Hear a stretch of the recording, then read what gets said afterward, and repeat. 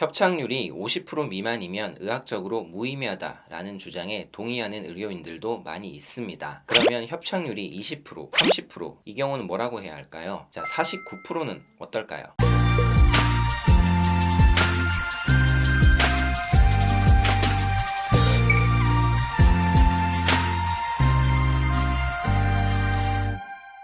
안녕하십니까, 변집사입니다. 요즘 말이 많은 뇌졸중 진단비 분쟁에 대해서 말씀드리겠습니다. 뇌졸중 진단비는 뇌출혈이나 뇌경색, 뇌동맥의 협착으로 진단 확정된 경우에 지급받을 수 있습니다. 분쟁이 많은 뇌동맥 협착과 관련해서 조금 더 알아보면 의학적으로 뇌동맥 협착이 진단되기 위해서는 두통이나 어지럼증, 마비, 시야장애 등 임상적인 증상이 있어야 하고 CT나 MRI를 통해서 혈관의 좁아짐, 협착이라고 하는데요. 이 협착이 확인되어야 한다고 합니다. 그런데 이렇게 검사를 통해서 주치의로부터 뇌동맥에 좁아짐이 있다는 진단서를 받아서 보험금을 청구하더라도 생각보다 보험금을 받지 못하는 경우가 많습니다. 보험사는 혈관이 좁아진 비율이 미미하기 때문에 진단을 인정할 수 없다고 합니다. 좀 더 어렵게 말하면 협착률이 50% 미만이기 때문에 유의미한 협착이 아니어서 주치의의 진단을 인정할 수 없다고 합니다. 의학적으로 유의미하다는 것은 증상 발현의 원인이 된다 혹은 치료가 필요한 수준이다, 이 정도로 이해할 수 있을 것입니다. 협착률이 50% 미만이면 의학적으로 무의미하다라는 주장에 동의하는 의료인들도 많이 있습니다. 그러면 협착률이 20%, 30%이 경우는 뭐라고 해야 할까요? 자, 49%는 어떨까요? 이렇게 협착률이 50%에 미치지 못하는 환자들의 경우도 두통이나 어지럼증 혹은 마비와 같은 증상이 있어서 병원에 간 것이거든요. 그리고 검사 결과 50%에 미치지 못하는 환자들도 약을 처방받아서 복용을 시작하는 경우도 많이 있습니다. 이런 환자들에게도 과연 무의미한 협착이라고 할 수 있을까요? 물론 의학적으로는 그렇게 판단할 수 있다고 생각이 들기도 합니다. 제 개인적인 생각이지만 의사 선생님들은 적극적인 조치를 취하지 않으면 생명을 잃게 되거나 신체 기능에 심각한 영향을 줄 수 있는 상태 정도가 돼야 유의미하다고 보는 경향이 있기 때문입니다. 그런데 보험계약 관계에서는 조금 다르게 봐야 하지 않을까 생각합니다. 질병과 관련된 보장성 보험은 내가 어떤 질병에 걸려서 그로 인해서 발생할 수 있는 경제적 위험에 대비하기 위한 보험입니다. 뇌혈관의 협착이 50%든 30%든 무언가 증상이 있고 이로 인해서 치료를 시작했다면 일상생활에도 영향을 미치고 당연히 경제적 손실도 발생하게 될 것입니다. 뇌혈관 협착으로 진단받으면 보험금을 지급하겠다고 만든 상품은 이 질병의 발생 확률에 대한 통계를 기초로 보험료를 산정했을 것입니다. 그러니까 뇌혈관의 협착률이 50% 이상인 환자들의 통계를 가지고 상품을 만든 것이 아닌 이상, 조금 더 쉽게 설명하면 협착률이 50% 이상인 환자들만 보험금을 주려고 만든 상품이 아닌 이상 주치의에 의해서 뇌혈관 협착으로 진단을 받았다면 보험금을 지급하는 것이 타당하다고 생각합니다. 제가 알기로 아직까지도 의학계에서 협착률이 몇 프로 이상 되는 경우에만 뇌혈관 협착으로 진단하자라고 하는 누구라도 수긍할 수 있는 그런 통용되는 기준이나 합의는 없는 것으로 알고 있습니다. 생각해보면 그럴 수밖에 없는 것이 의사들에게는 협착률이 몇 프로여서 진단을 할 수 있냐 없냐 이게 중요한 것이 아니라 임상에서 만나는 환자들을 직접 살피고 치료 필요성이 있다면 그에 맞춰서 치료를 하는 것이 목적이자 의무이기 때문입니다. 실제로 과거에 50% 미만의 협착을 가진 환자에게 뇌혈관 협착 진단이 확정된 것으로 보아서 보험금을 지급해야 하는지가 문제된 재판에서 보험사가 패소한 경우도 있었습니다. 이 사안에서 여러 명의 의사들이 법원에 의견을 제출했는데 협착률이 50% 미만이어서 뇌혈관 협착으로 진단하기 어렵다고 하는 의사들도 있는 반면에 진단이 타당하다고 의견을 밝힌 의사들도 있었습니다. 네, 그래서 오늘 제가 하고 싶었던 이야기는